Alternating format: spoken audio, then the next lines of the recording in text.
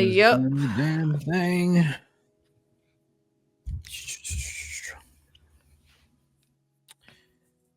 3, 2, 1. What's going on, guys? And welcome back for another spoiler recap here at Big Gold Belt Media. Today, we're going to talk about Invincible Season 3, Episode 7. That's premiering March 6th, only on Prime Video. I'm Cam from Cam's Collection. I'm going to get it right. Nope. Damien G right over here. And then we've got Stevie right down bottom. And we're here to talk about the episode. Let's just go straight around. We talked about it a little bit backstage. Let's just give our rating right now. Let's just give it out there right now. Stevie, I'm gonna start with you. I really liked it. I am gonna give it a 9. I really liked this episode. It was really, really good. Best episode. The highest one of the season you given so far, or nah, I don't know. I think I gave it 9 before, baby. Okay. I don't know. Okay. I'm very nice. Is all right. That's all right. This season honestly has a lot of good episodes. I think that all kind of dynamically are different, but also have the same effect on all of us, though. What would you say, Damien, for yours? See, I'm going to give it a 10, F and 10, because I want you to be the voice of middle, so you can say thank you 8.5. You're welcome. Yeah, so go ahead. There we go. And I'm giving it a 9.5, everybody. As you know, I'm going right in the middle. I think it was a really, really good episode. Like we talked about a little bit earlier, that there wasn't really much dialogue compared to the other episodes. This one had a lot more action, and it's a lot more see it to believe it type scenes in there. I mean, of course, we're not going to go into detail and explain every single punch thrown in this episode, but we're going to try to break it down best as possible so that you guys enjoy. So in the first part, of course, we get a recap, but then we kind of see that Mark is brought back to the Universal Desert, right? Or what we see is more so a flashback to when Mark was in that desert in a different universe, where he was originally fighting Angstrom Levy in season 2, or towards the end of season 2, which is like the last episode of season 2, part 2. We see that what we thought is that Angstrom was dead. Of course, we didn't think he was dead because we saw last episode that he's obviously somewhere. I think our guess was that it was like a different Angstrom. Yes, or like an Angstrom from like a different timeline or something like that. Correct. Come to find out, is the exact same Angstrom that got his face pounded in the desert. Somehow, with no face and just like pieces of brain. The dude's mouth was like a donkey. Did anybody notice that? Like his mouth was just like scattered. I was like, Jesus Christ. It was so bad. And that was like the first glimpse we actually got to see of how much damage Invincible really did, because it was just a straight cutscene, I believe, in season 2. So we just all imagined like, oh, he's dead. Like there's no way he survived this thrashing that happened there. So come to find out, he gathered up enough strength to be able to teleport to a location where he had surgeons on standby to be able to repair him in case that Invincible was just a little bit too much for him. Angstrom Levy's always thinking ahead, obviously, right now. I mean, the guy, you would think Cecil has contingency plans, but obviously Angstrom Levy has a lot more. When we saw him be reconstructed by the surgeons, were you surprised that like Angstrom's coming back, or like did you already kind of know before the season started that okay, Angstrom can't be dead at this point? I'll start with you, Damien. I didn't think he would be dead, but the way, I'll say the gruesomeness of what we saw of how he was brought back was very macabre. The first thing I said when I saw it, I went, ooh, this is visceral.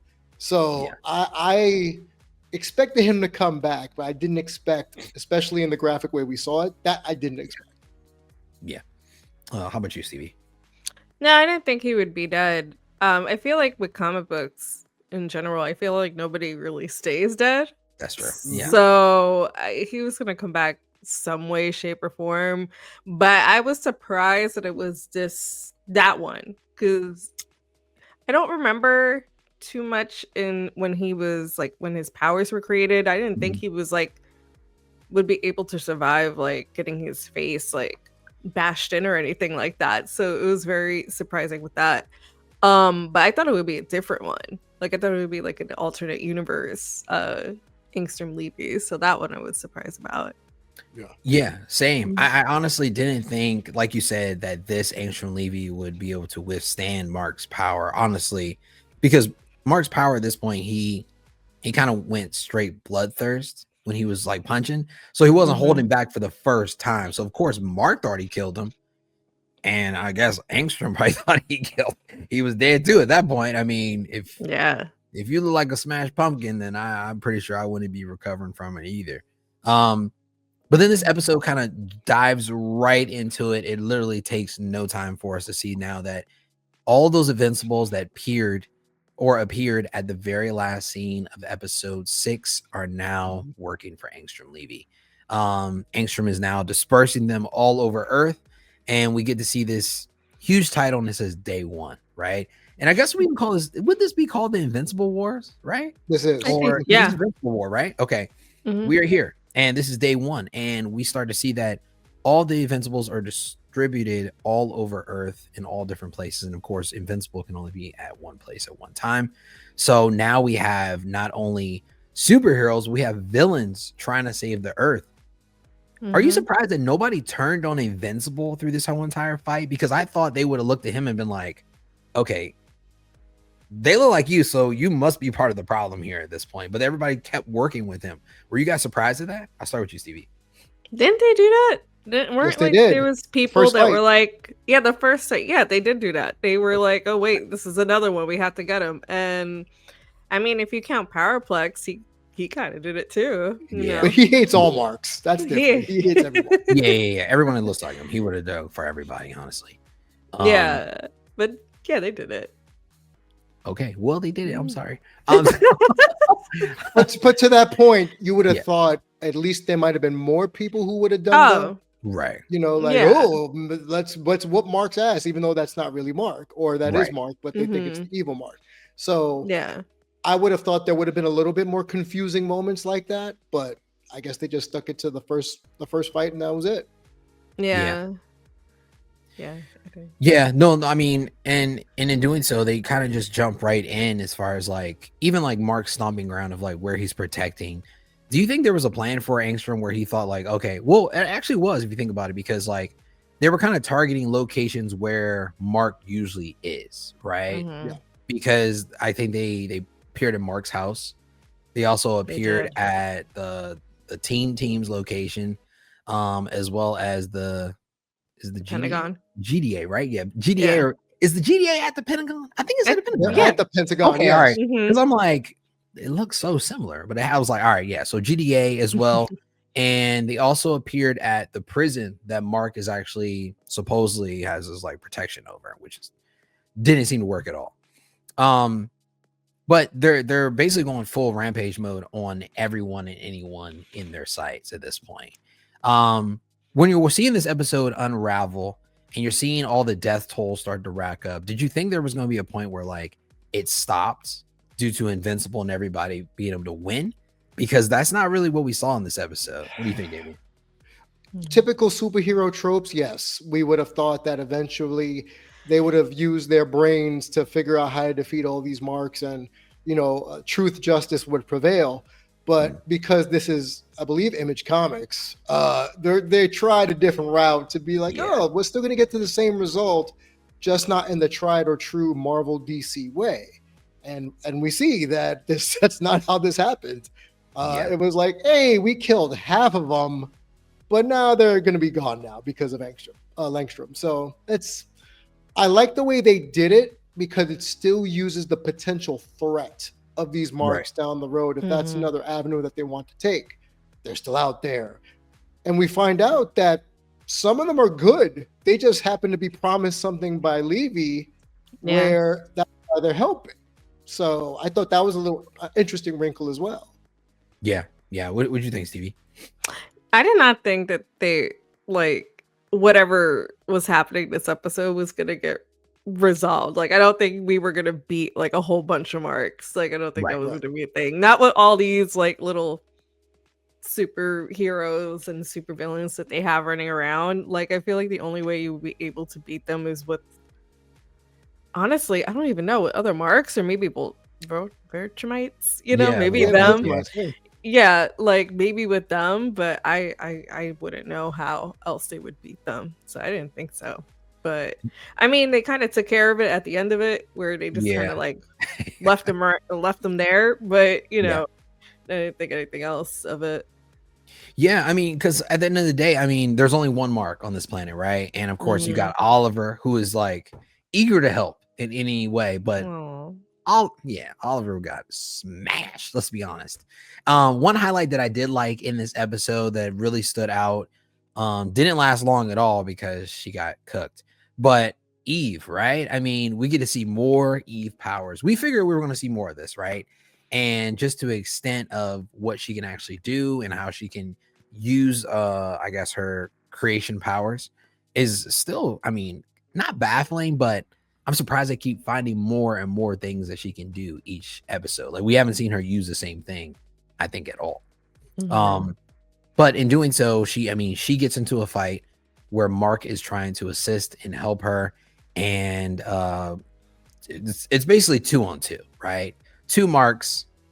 That sounds confusing. And Mark and Eve versus the 2 Marks, right, from the other universe. Yes. And Eve ends up getting wounded. I think she only got hurt by breaking or shattering her calf, right? Leg. Yeah. Her leg got destroyed. Yeah. And then she like passed out. No, she caught the 2-piece in the biscuit or got flung to the ground. Because I was like, I know she didn't get her leg broke, and then they both hit her at once, right? Oh, okay. I would have been knocked out too then. I just thought about, I was like, maybe sight of blood, she passed out or something. But as we know, like, that's just happening all over the place. Like, everybody that's facing up against all these different Invincibles are eventually not winning the fight. But I would say one character does win. My man Rex, Damien's favorite character on the show. 100%. His favorite person. I mean, self-sacrifice in itself. I mean, R.I.P. my man Rex. R.I.P. Rex. So Rex is gone, right? He used everything to his disposal, even using his skeleton that actually can explode as well to kill the Invincible he was facing against. We're gonna see Rex again. What do you guys think? I hope not. I hope he's gone. He's too popular. Honestly, too popular, man. I don't know. Actually, I don't know, because there's one thing I noticed about Invincible, and I don't remember. Like, I feel like they don't kill anybody off. Do they kill people off and they stay dead? In the first episode. I mean, them, yeah. Well, them, but like a main character, like, you know. Do we count Rex as a main character? Yeah, he is. What? Rex is not a main character. You don't think he's a main character? To me, he's not. Like, okay, like they kill Immortal a bunch of times, I don't know. and he comes back. Like, I feel like there's not like a main character that I remember right now that has stayed dead, like a meaningful character. So in a way, maybe not. I don't know, because maybe that could affect them in some way. But I love Rex, so I would love him to come back. But you know, same. Yeah, but we'll see. Yeah, what do you think, Mimi? I hope not, strictly because I can't stand the character, and I know in previous reviews I mentioned, he's growing on me because of the growth of the character and the maturity that even he displays at the beginning of this episode. Maybe it's the actor. Maybe it's just the voice actor that portrays him, and his voice is what I can't stand. But maybe. God, I hope not. Yeah. But you know, I'll peek later after the review to see if he lives. I feel like he's coming back somehow. I mean, if Donald can come back, over like 37 times or more than that? That's what I thought. Then I'm like, okay, there's got to be a way that maybe Rex's brain is uploaded somewhere. I don't know, or the half of it that actually did survive the first, bullet. Maybe, he's able to come back somehow. I don't know. He won't. I mean, he obviously is not the original Rexplode. But also, you think about it, Rudy, the robot, he does have the same DNA as Rex, right? That's true. So it's like, okay, maybe you could just upload his brain to Rex's body if Rex really wants to just be human and like escape with Ray. But yeah, I don't know. Maybe another reality Rex too. That's true. I mean, we don't know. I mean, seems like the possibilities are endless at this point because I mean, if Angstrom Levy can pull people from different realities and different universes, there's got to be somebody else out there that can do the exact same thing. So, yeah, a lot of fighting in this episode. We're not going to tell you every single fight that's going on in here because we want you guys to also enjoy it as well, even though this is a spoiler. But we do see the Guardians of the Globe are getting handled.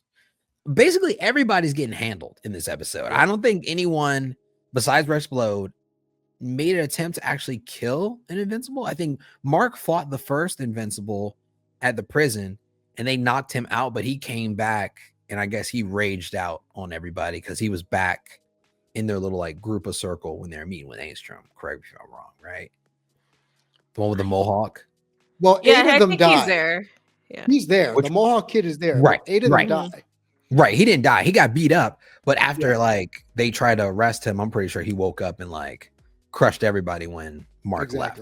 Yeah. So we see a lot of people that, you know, get knocked out or become unconscious. In the episode, it kind of confused me at one point because I think I saw the yellow and blue version of Mark without the goggles. Yes. And I was like, oh, that's Mark. He just got his goggles knocked off. And I was like, wait, he's not wearing that outfit. Yeah. He's actually wearing, I was like, oh, damn, I'm confusing me. Like I'm getting a little lost here. So, I mean, the episode isn't hard to follow if you don't pay, if you're paying attention, you know? So, yeah. But yeah, we'll kick back. And then when after, you know, Immortal is whooped, they pick back up on day 2. So this is basically everyone in the city and they're trying to, or I'll skip back. So we see like a shot in the beginning of the scene where every Invincible is in front of every major city in the world. You see San Francisco, you see Moscow, you see New York, and it basically is just showing that Invincible's reign supremacy in this scene, right? When you saw this and you saw this point, did you think it was going to be over, or did you think there were still puzzle pieces to pick up after this? Like, could Mark and his friends come back from it, or is there only one option, and that's just to bow down to the Invincibles? I'll start with you, Steve. I mean, I feel like the only other option would be help from like Omni-Man or something. Because it's like I don't know how else they would. Yeah. How else do you fight these guys? Like they're so powerful. Like I wouldn't even know. I feel like at that point, just like there's only one Invincible on their side right now. Right. You know, how else would you even do it? Yeah, it just doesn't match up. What would you say, Damien? Well, that was the thing. Last review, we talked about potentially Alan and Nolan coming in to help out during the Invincible War. Because again, we're going in this without reading the novel. So we're thinking, okay, we're just playing it by what we're seeing. So yeah, I would have thought we would have had Nolan, Alan, and whoever the Optimus Prime dude was just coming back and, you know, assisting with the war. But that didn't happen. It was just like everybody for themselves, and, you know, all of America, the world, all the superheroes from around the globe of all of Image Comics. That's where they were pulling these people out of. Like everybody and their mama joined the fight. You know, they had some little kid in a weird tuxedo being thrown by a monster. Boss Baby. Yeah, I'm like, I thought that was Boss Baby. I'm like, who is this? He's like, hi-ya, and I was like, that was it. But yeah, he gone. But to your point, to your point about people dying, I think Rex is the only one we see, aside from Immortal dying but coming back. Right. We obviously, Kate had left one of her duplicates to stay alive. Right. But we don't see anyone die except for Rex. Right, exactly. Yeah. I mean, the rest of course, are just human casualties. But like, like the only superheroes we saw actually completely die, I guess you can call it, was Rex, right? I mean, that was the only one. Yeah. Yeah, I mean, now anyway. He might not come back. Yeah, he might not come back. Even Donald survived, bro. Like, it's crazy. Well, Donald's like 90% robot now. That's true. And there was only a quarter of them left. And I don't think Donald ever blew himself up. Like, when I think of like blowing yourself up, you're like everywhere. Like you're goop or something. Like, I don't know. Goop. Like, I don't know how you can build a chat. robot for that. It's like I said in our group chat. Rex thought he was Gambit from X-Men '97 and just wanted to blow himself up, and I'm like, nah, you dead. You're not even a superpowered mutant. You're just dead. Yeah. Yeah. And then in here, I mean, after all the anguish, turmoil, and all the carnage is laying all over the different cities, Angstrom kind of calls all the marks together. Marks sounds so weird. I don't know why I'm saying that. It sounds like it's a very wrestling term, by the way, of how you're using it. Like Mark has. So Buster, exactly. Yeah, like Mark has Buster. So they're all together, and then we start to understand why all of the marks came together. Like, what was the reason? And it's obviously because Angstrom, like any other time, has some type of leverage over them, trying to give them something that they all want that they don't have in their universe and planet. Some of them we know that now came back just to take their mom back, right? Like, and he got teased for that. They teased her, was like, "Oh, I miss my mommy. Your mom's boy," which I thought was pretty messed up. But and then all the rest of them just want to see pain and see the world burn. And I think only one of them said something like, "I really miss Amber," right? No, so he missed a friend. He missed William. Oh, did you say you miss William? I think you say you miss Amber. Oh, okay. I'm deaf. My God. So Ghost man, he's messing with you. Yeah. He's messing with my ears. So basically, I mean, they all came for a different reason, but at the same time, they're all power hungry, and eventually they all turn on Angstrom. They're like, Angstrom, listen, give us what we want, or we can just kill you right now and just watch the world burn. Like, if you want to do that.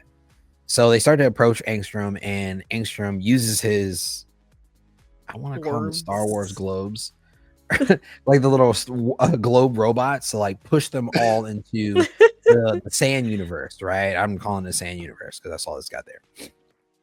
And Angstrom says something funny towards the end of that scene. He's like, wow, I was sure they're going to turn on me later, right? Like he knew they were going to eventually turn on him. Just not but he now. still made a deal with the devil to help himself get leverage at the same time. But as we know, Angstrom plays with fire, and that's why his face looks like what it looks like right now. What it does. So bad.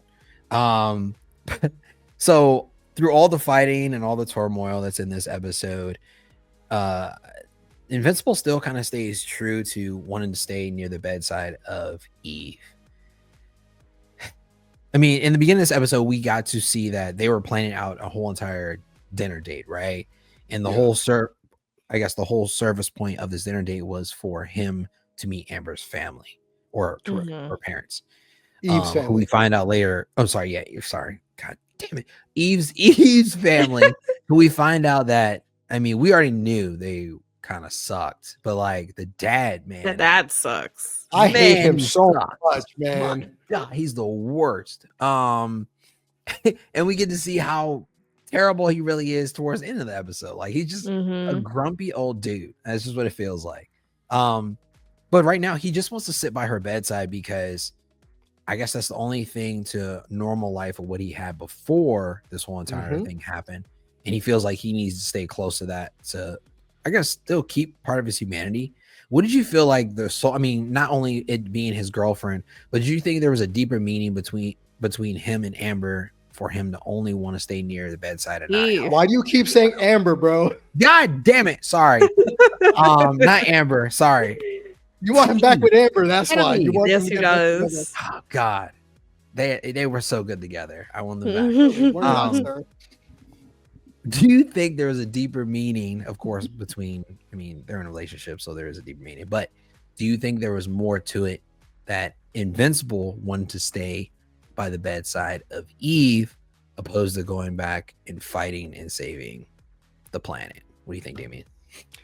Yes, two reasons. Number one, Mark has been shown, and he did it in this episode as well, to have a lot of survivor's guilt, because he kept trying to tell Eve to leave the battle, but she would not leave his side. Right. So obviously, even though she didn't listen to him and she made her choice, he still blames himself for the fact that he couldn't protect her, right? So that's one. And number two, it goes back to what you were saying about the normalcy. She's the only thing beside his mom and Oliver that keeps him stable. But it's different because there's not a blood relation.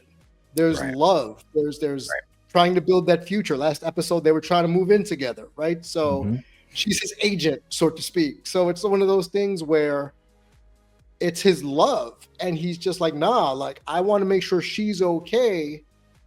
Because that's what good boyfriends do. Like, almost doesn't matter what I got going on out here. No, she's my priority right now. Right. But so, and remember, it's because Cecil kept suggesting it. Had anybody else suggested, hey, Mark, we need your help, I honestly think he would have gone.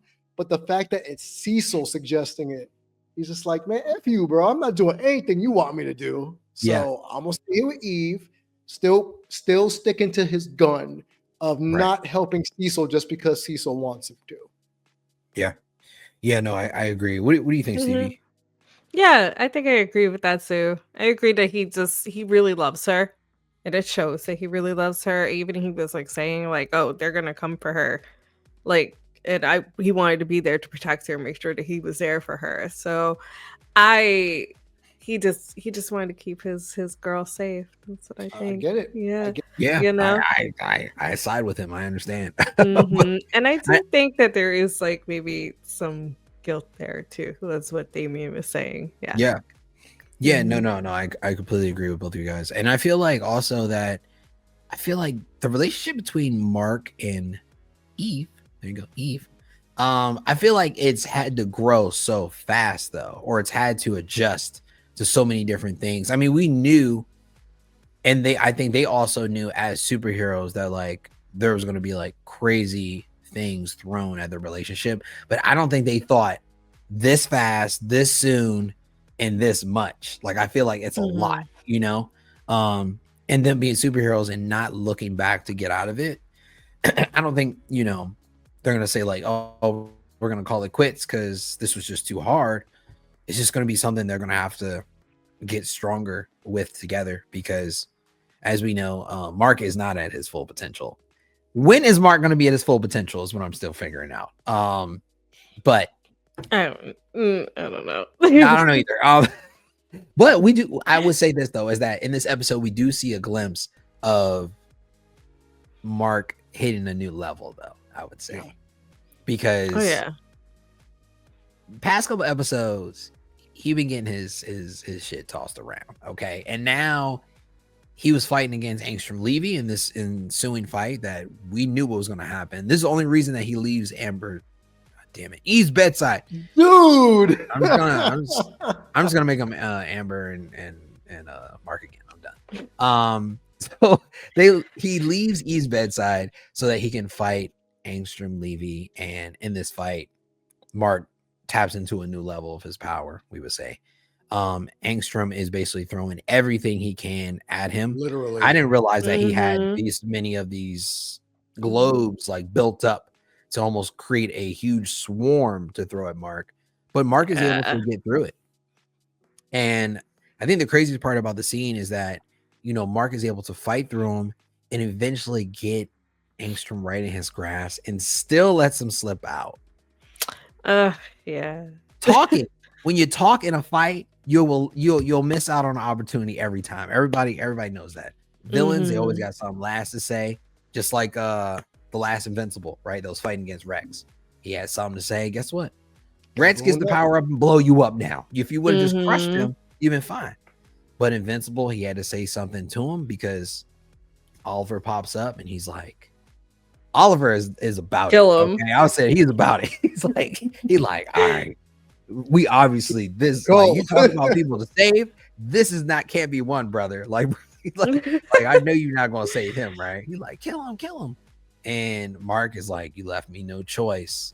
I was like, well, bye. And then Angstrom is disappearing through a portal. Mark grabs his arm, pulls it through, and it just gets severed as he closes the portal. Yeah, super gross. When we saw like this fight happening, did you think all right, Mark has probably learned his lesson and this is going to be the end of Angstrom Levy? What do you think, Stevie? I see Damien gearing up, so I'm gonna go with Steve. I know.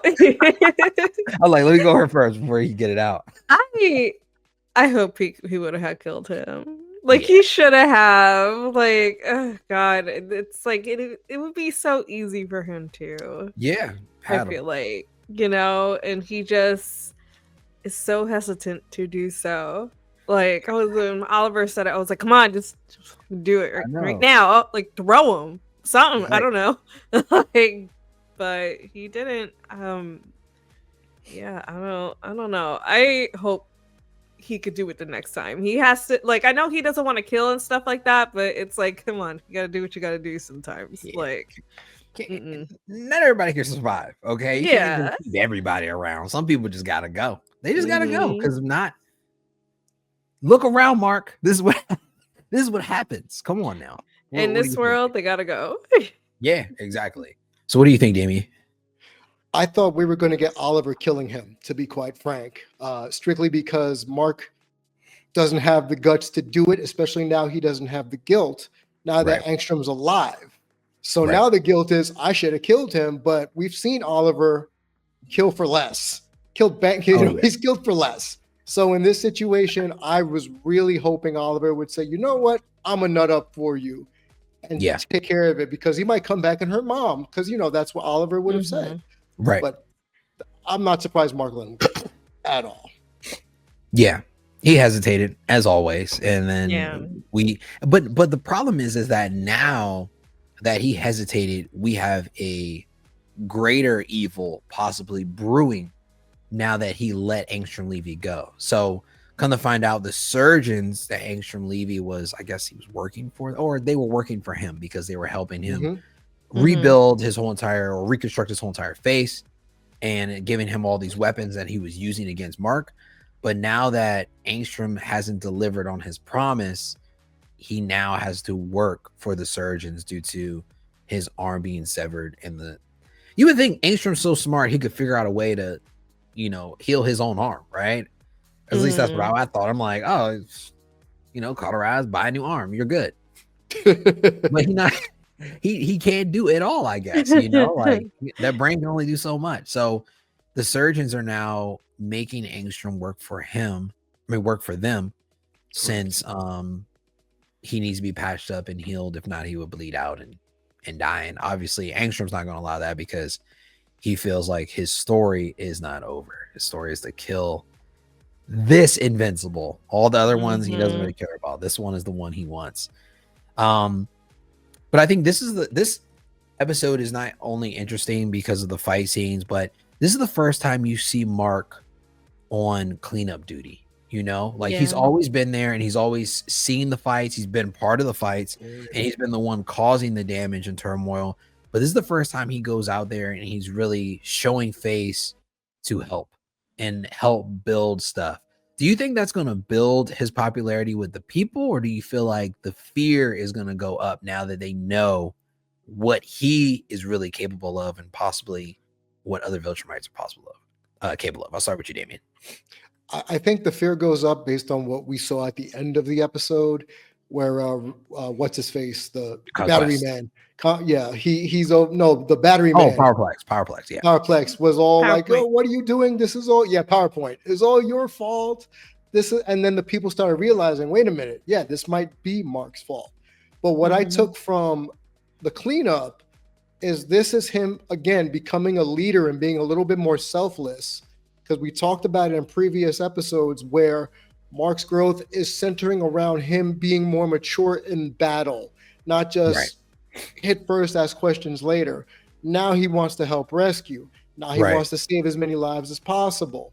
So, and it also leads into the end of the episode when Cecil wants to make him the new leader of the Guardians, because Mark is, in Cecil's words, is willing to stand up to anybody, Cecil, Viltrumites, anyone, while still keeping heed of the people he's trying to protect. So I thought that was an interesting little dynamic where he's growing to protect others, but now others are probably going to be a little bit more fearful of him, because it's all Marks that have been doing this. Yeah. What did you think, Stevie? Yeah, I think the same thing. Like, I feel like they are going to be a little bit more fearful of him.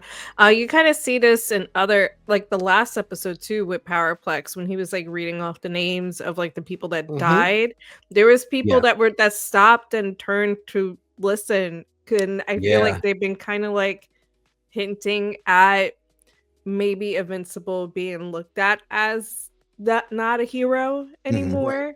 So I could totally see that happening and being more fearful of him, especially since seeing all these marks. And I feel like that I don't know, even the one where he where Immortal was like the ruler or something. Like I feel like the other, I think it's different timeline or something like that.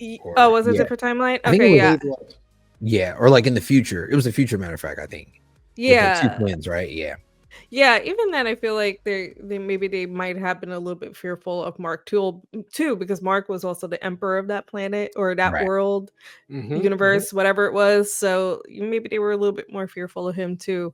So yeah, I definitely think that's gonna happen, and I think that's gonna help, like Mark, be a leader a little bit more, maybe be more of a better hero, so people don't fear him. That's what I think. I think the whole thing with Mark is that like he's trying to stay out of the way, and then he ends up getting in the way by not stepping up to the plate. He's like, all right, if I just stay in the background and I stay out of people's way and I let them lead and I just help and assist, I'll be okay. But come to find out, he's hurting more people by just standing by and watching, because it goes back, great power, great responsibility. And this is like the same thing, it's like it works in almost every comic book world, and it's strange because I think on one scene towards the end of this, we get to see that the news anchor is talking. He's like, we're still trying to figure out why these Invincibles came here or what the reason was, because at this point, people don't know that they came only for Mark or essentially just to kill Mark. So when people really, if they ever figure out the real reason, I mean, that could be like a crazy turning point, I mean, because we did see in that alternate world where he left the planet, right? For a reason. We never figured out what it was, but he left. Oh, yeah. Maybe he left because he knew that all these people were not only after him and his home world would get destroyed, but also the Viltrumites and everybody else would eventually come only for Mark. Like Mark is the center of all bad things, even he means so well. He just happens to be a kid in a really, really tough spot. I will say in this episode, this is the first episode that we don't get to see any type of notion or any type of nod towards Alan, the alien, or Nolan, who are in space. I definitely thought we were going to see it, or maybe towards the end, it'd be like, we're coming, Mark, or like Daddy's home or something, but I'm like, all right, well, maybe they're going to wait. Maybe they'll wait until the very last episode of the season. But in doing so, when Mark is trying to finish up his duty to society and cleaning up and, trying to reconstruct all of these cities with everyone else, we get a glimpse at what the future holds for the very next big fight that Invincible is going to go into. And it's against none other than Conquest. Conquest is one of the strongest Viltrumites, and he loves a good fight. His nickname in the comics actually is God, where is it? I wrote it down too. I believe it's 10 times worse is his nickname. Oh shit. So that kind of gives you an idea. I mean, look at his hand. That tells you enough right there. Yeah, he's got the one hand, and then the other hand is like Thanos' gauntlet or whatever. I mean, and it stays in a fist. You saw that hand did not move at all. Like the whole time it was just a fist. It's only meant for with your hands at all times. Right, exactly. So in doing so, I mean, we're gonna see something crazy probably in the next episode leading up. Do you think they're gonna give it to us all? You think we're gonna get, Nolan coming back down with Alan the alien, or do you think this is gonna be the one thing that's gonna make Mark exceed to that next level that we were waiting for? I'll start with you, Stevie. Can he even beat him? I don't even know. Like at this rate, like at this time, like he's strong. But that guy looks way stronger than Mark.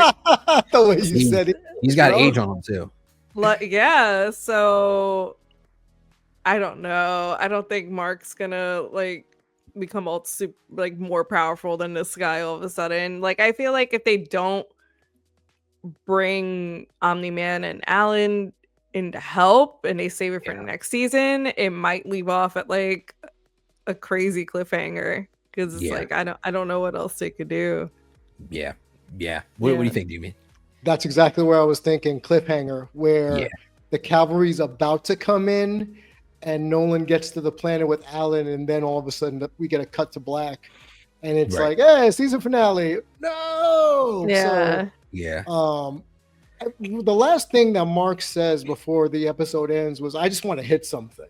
Yeah. So, and remember what Conquest said. He says, I'm here to help you finish your mission. He doesn't want to kill Mark. Right. He wants to toughen him up so he can finish the job. So I think what's going to wind up happening is Mark's going to get his ass whooped like he tends to do. But he's going to get his rocks off a little bit and get the stress out. And Conquest is probably going to come within an inch of beating the crap out of him to death. And then maybe that's when Nolan and Alan show up. Like, get your hands off my son, you know? Yeah. Something to that effect. Yeah. And I know a lot of people, if you read the comics, you'll know that Conquest he's really strong, but very strong. There's still more stronger Viltrumites, which is insane to think. Because what's worse than 10 times worse? 100. I don't know what number that is, but that's terrifying. 100 times worse. Yeah, there you go. Hopefully, I'm just hoping that this, hopefully builds up some type of strength in Mark that we haven't seen. But as we know, Conquest he's not looking for a fight, but he's very accepting of a challenge though. He's like, he told him, like you said, he said, I'm just looking to hit something. And Conquest says, good. I'm like, oh my gosh, he is excited. Like this made him way too happy just to hear those words. And that's where our episode cuts at this point. Is there anything we might have missed out on? I mean, there's a couple little nuances in there in the episode. Like we saw the mummy from season 2 towards the end. Oh yeah. Randomly comes in the misogynistic mummy. God. Yes. He's like, and he was trying to take over Invincible's body with his like mummy wraps, I guess, to possess him. And easily, I mean, that Invincible was able to fly off. And he's like, I can only harbor the body of a man. And I remember that episode of season 2, the women were like, that's kind of sexist. Like, yeah, only men? Like, all right, we're not good enough. Asshole. Like, how long have they been in that chamber with him? In season 2. Right? Was there anything else that you guys Season want to 2. pick out that, like, you might have missed out on? I do want to comment really quick. Sorry, Stevie, if you want to go first, go ahead. No, I was just gonna say I like it. It was a nice bit of comedy for like an episode that's so heavy, you know. But it was. I do want to just really quickly on Mark meeting Eve's parents. Yeah, that's at right. the hospital. And the fact that the mom took the time to give this soliloquy about, even though her daughter has powers, she lived. Whereas these normal folk that live in the neighborhood just happen to die and they don't have superpowers. Right. So they don't know Mark's a superhero. They just think Mark's that's true. Like boy she's dating, which goes back to the beginning of the episode where Mark tells her, why do you only cancel dinner plans when I'm supposed to meet your parents? Like, are you keeping me a secret type stuff? Now we know. They don't know he's a superhero because why?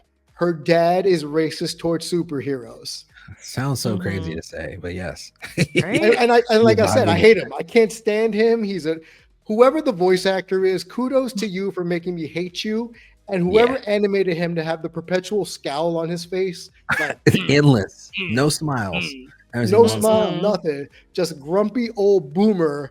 And I'm over here like, yes, good job on that. But it gives a little bit of nuance, since that's our thing, about the relationship from Eve's standpoint in regards to Mark. She's still not comfortable enough with both sides of her world, her parents, her superhero world, and her world with Mark, to kind of just make everything even.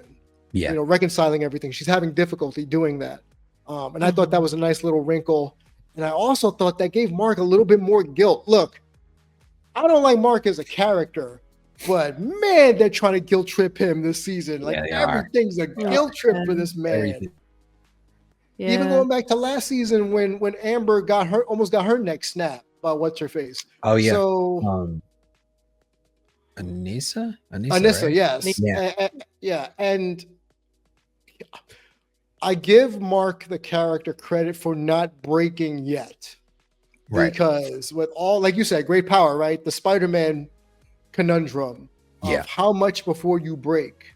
Right. And, Mark's kind of just been getting the shit end of the stick, and kudos to him for not breaking yet. But I did want to just mention that about the relationship between Eve and him. No, it was definitely a good catch. I don't know how I skipped over that part. I think I wrote it down, but like all I kept thinking was conquest. Didn't they know that she was dating Rex in season 1? They weren't talking. Her parents and him. I don't think. Yeah, I think she had been like disassociated with him for a while, and she had been living at the teen location, and then her treehouse. Yeah, instead of like her spot. But I think that kind of played into almost like the Adam Eve, like spinoff that they had for a few episodes about like her growing up and just how trying that was with her relationship with her parents. So okay, because I could have sworn they were like, oh, why'd you break up with Rex when she broke up with Rex in season 1? So I don't know, maybe I'm wrong, or I'm thinking of something else. Maybe they didn't know he was a super powered person either. Oh, maybe. Yeah, that's true. But they were on the same team. He was a normal dude, like too. Like he was just like he just throws stuff. So maybe they just thought like, he was just like, I don't know. He ain't really got nothing. He just a guy with he was a guy throwing cylinders all over the place. Tense. He was a guy. Got to throw those scientific test tubes. Right? Why was that the object he decided to use? The test tubes? Like what? Graduated cylinders and flask everywhere. Oh God, graduated cylinders. It's like high school AP bio all over again. Also, real quick, Rex, when he was fighting that Mark, he tried to pull the whole like the Barry Allen Flash, trying to reverberate the metal, and not realizing that Mark could just fly. Yeah, he could just fly. Oh, poor Rex. Rex was not the sharpest tool in the shed. Rest in peace. Yeah. Rest in peace, my guy. Rest in peace. Pour one out for him. Yeah. God, I hope you come back, Rex. I don't. Just to upset Davian. But everybody at home, make sure you check out Invincible season 3, episode 7, premiering March 6th, only on Prime Video. Damian, where can everybody check you out at, man? So you can find me in 2 places. Damien G Show, typically on Twitter is where I do, or X is where I do a lot of my live tweeting about professional wrestling and comic book stuff, or the Damien Gracia, which is my entire name with the at the beginning of it, where I talk about stuff I do here, as well as my retro cartoon rewatch, where I take cartoons from the 70s to the 2000s. I watch them back in real time, and I let you know whether or not they suck. And quick plug, this week we have been covering, myself and my nephew, Dragon Ball Z Abridged by Team 4-Star. So go over to my YouTube page, youtube.com/DamonG reviews to check that out. Sounds good, man. What about you, Stevie? Oh, how are you at where you at on Red Dead 2? Yeah, where you at on Red Dead? Where we at? I had to stop for a little bit because I was playing Monster Hunter. So yeah, Monster Hunter came out. Okay. So I was playing that. So sorry. We're gonna get back into it. We're gonna get back to it on my Twitch. Right. On my Twitch channel is that Stevie, and then you can also find it at my Instagram is that Stevie with a little underscore at the end, and with 2 eyes in Stevie. There you go. And everybody can check me out at Cam's Collection, as well as just Cam for Now on YouTube, Instagram, and X. If you guys like content like this and want to see more recaps and spoiler videos like this, check us out at biggoldbeltmedia.com and leave a comment down below to let us know what was your favorite part about this episode. Until next time, peace.